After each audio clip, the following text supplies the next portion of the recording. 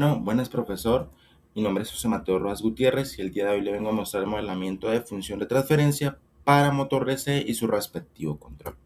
Bien, entonces vamos a desglosar este sistema, primero un análisis matemático para comprender cómo trabaja un motor DC.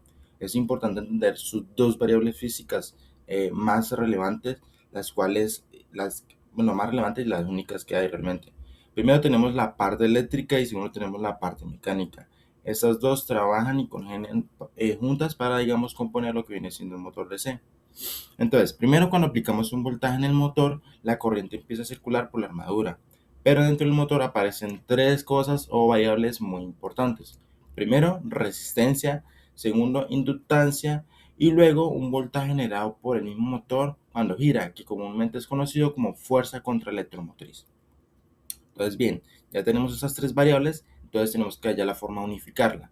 La forma correcta es haciéndolo por ley de Kirchhoff en la ley de suma de voltajes, que nos dice que la suma de voltajes siempre va a ser igual a cero. Entonces, hacemos la fórmula, acá realmente ya está despejado el voltaje, acá tenemos la inductancia, que es por ley de Faraday, ley de Ohm para resistencia y la ley contra electromotriz. Es muy importante recalcar que entre más rápido gira el motor, entonces esta fórmula nos indica que la velocidad, el voltaje generado por el giro del motor es igual a qué tan fuerte genera este voltaje por la velocidad de giro. Entonces, al hallar esa igualdad matemática, entonces debemos despejar esto, o bueno, reemplazar realmente dentro de nuestra anterior fórmula que ya está algo trabajada. Entonces, para comprender la parte y la física de lo que viene siendo la parte mecánica, entonces tenemos que el motor produce un torque y todo sistema rotacional cumple la segunda ley de Newton, que nos dice que fuerza es igual a masa por aceleración, que esto se traduce a un movimiento rotacional para ser más preciso en el motor DC. Eso nos dice que, perdón, es torque es igual a J, que es inercia, por alfa, que es aceleración angular. Entonces tenemos esas tres variables que son muy importantes: inercia, fricción y torque del motor. Entonces, por ley de movimiento rotacional nos sale esta fórmula, que acá ya estamos induciendo lo que viene siendo la fricción, que dentro de esta fórmula antes no estaba, sino que se está sumando porque es una variable que es muy importante tener en cuenta dentro de un motor. Esto viene siendo la inercia, esto viene siendo la aceleración angular con derivada del tiempo. Bien, entonces en un motor DC existen relaciones entre corriente y torque. Más corriente es igual a más torque. Esto nos está indicando acá. Entonces, como tal, debemos despejar el torque, ya que como acá dice, más corriente siempre va a ser igual a más torque. Bien. Ya teniendo este despeje, lo que se hace ya después con el modelamiento matemático es sumar la ecuación eléctrica más la ecuación mecánica. Entonces, bien, aquí partimos de un análisis. Realmente no entraré mucho en detalle, pero simplemente se empieza a despejar y a simplificar lo más posible matemáticamente cada fórmula. Acá tenemos la ecuación eléctrica, la ecuación matemática, esas quedan de este modo respectivo. Acá dentro de la ecuación mecánica lo que hacemos es despejar la corriente, entonces digamos la K pasa a dividir, entonces tenemos corriente despejada. Ya que tenemos esto, entonces ya el tener corriente es igual a esto, entonces podemos reemplazar dentro de la ecuación que nos había quedado de la ecuación eléctrica.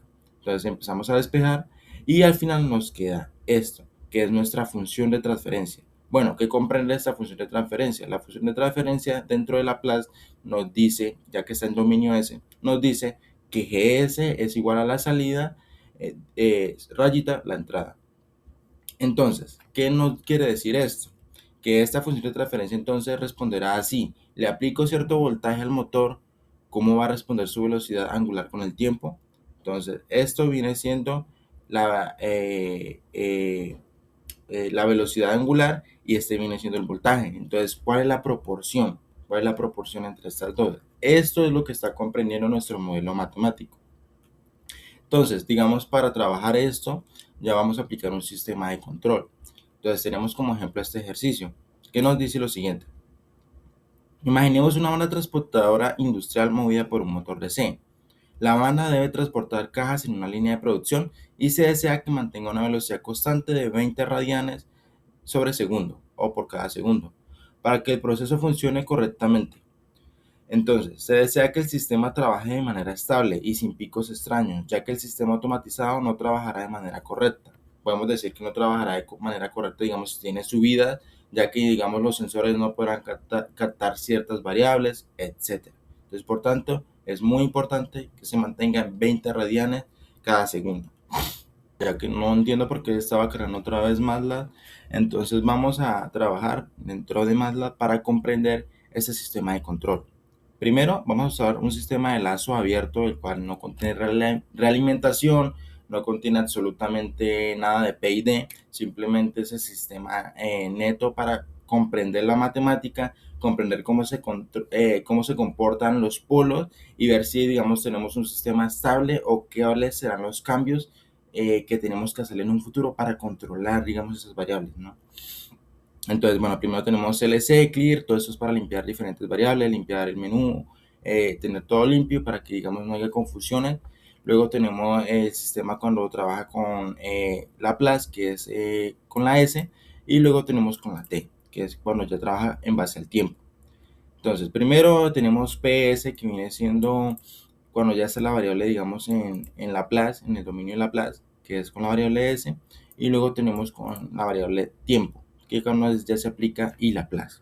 Bien, entonces acá tenemos lo que viene siendo todo el código de lo que viene siendo la gráfica de comportamiento lineal para ver cómo está trabajando, que eso se aplica ya con esto, cuando ya se aplica y Laplace, porque esto ya está trabajando a través del tiempo. Y después tenemos lo que viene PS, que es nuestra función directa de transferencia, la cual nos va a ayudar a comprender los polos y los ceros. Entonces, esa se va a graficar de manera, como la siguiente manera. Bueno, entonces lo hundimos. Acá corre. Bien, nos dice que tenemos dos polos, que serían -2 y en 1. Y segundo, que no tenemos ceros alguno. Entonces, vamos a ver la gráfica, cómo nos indica.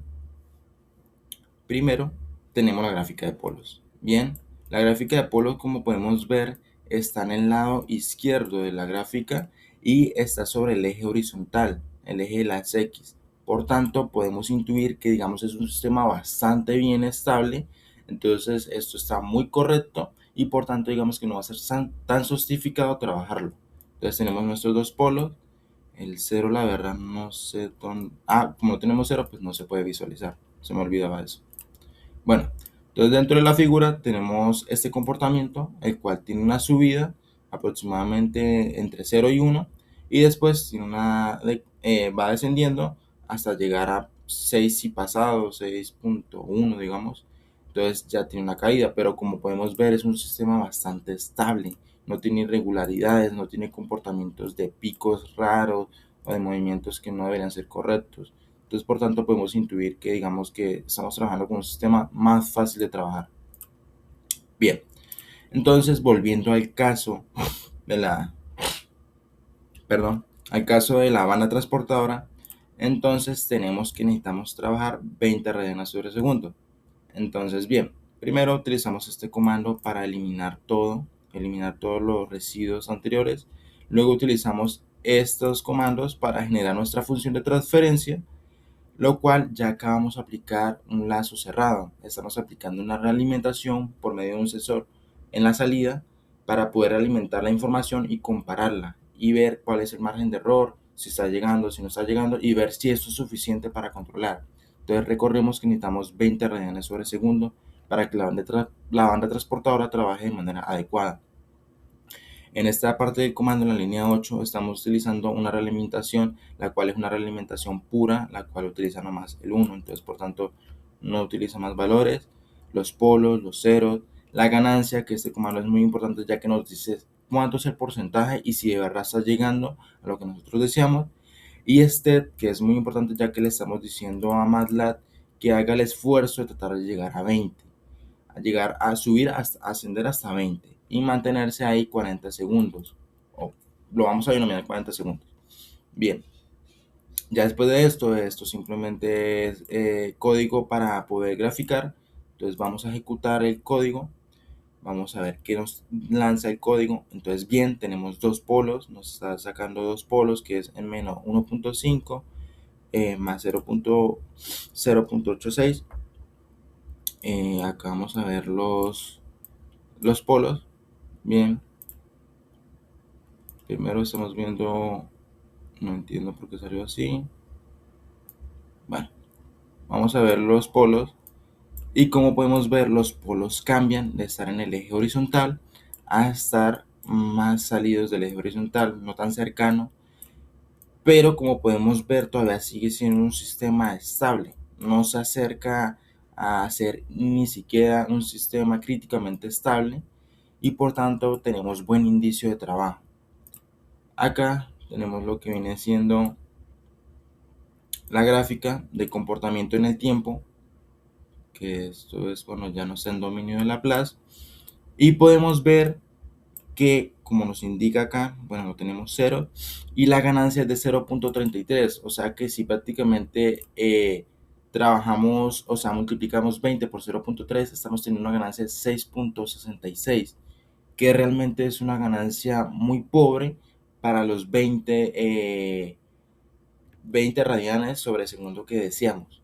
Entonces, como podemos ver, está subiendo, sube aproximadamente, pongámosle que en 2 segundos, pero acá tiene un pico extraño que no es deseado, o pues no es tan grave, pero realmente dentro de la industria no es deseado ese pico.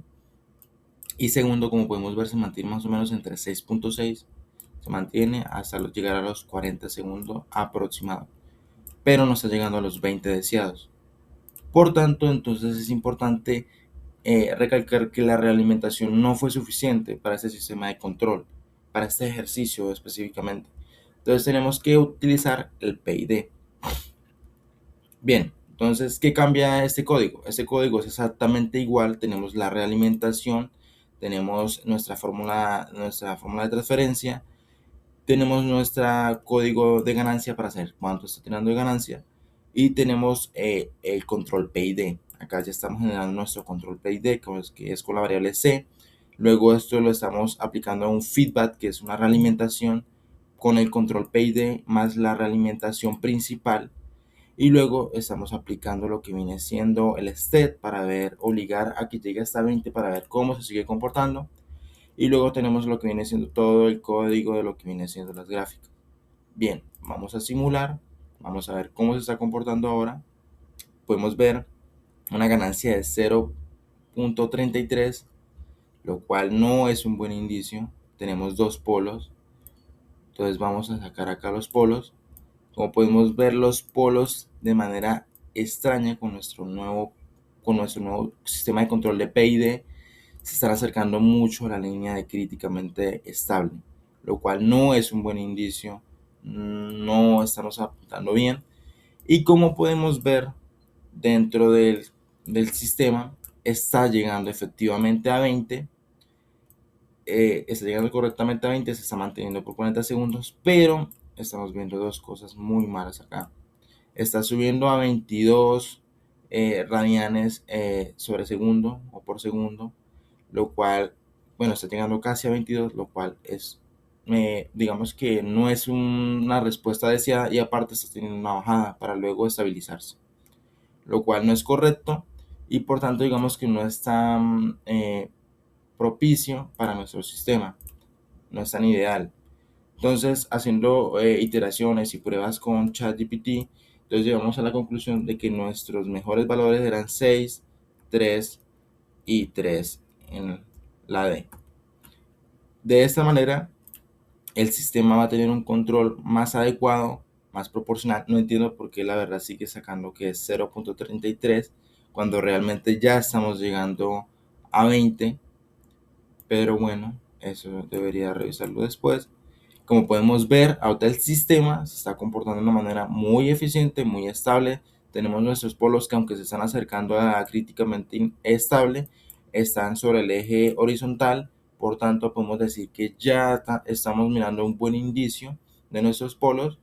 Y acá tenemos nuestro modelamiento en base al tiempo, que es cuando ya no está en el dominio de Laplace.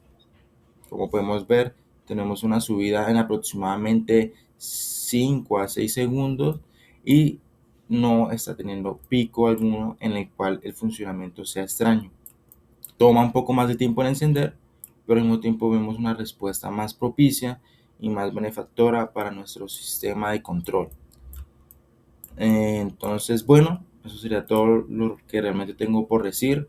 Realmente fue muy interesante hacer este trabajo, ya que se aprende realmente de dónde viene, digamos, todo el trasfondo de la ingeniería, de cómo trabajan las cosas y no simplemente decir prendo, apago, etcétera, sino comprender cómo trabaja todo eso en el tiempo. Y realmente puedo decir que para mí es muy satisfactorio lo que he podido aprender en este curso y le agradezco mucho, profesor.